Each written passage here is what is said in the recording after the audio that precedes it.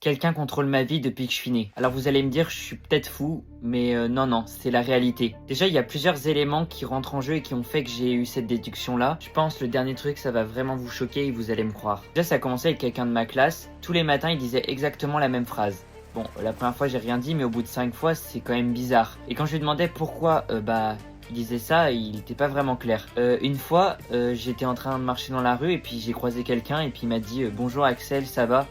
Alors que je le connaissais pas.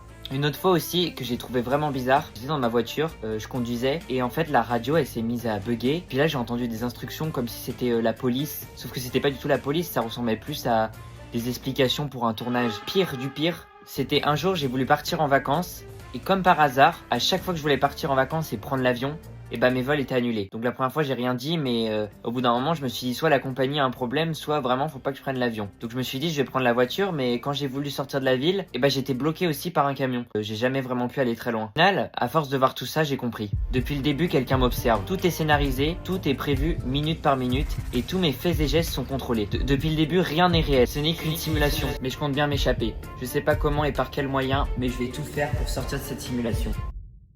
Enfin, j'aurais pas aimé que ce soit ma vie, mais c'était la vie de ce personnage dans Truman Show.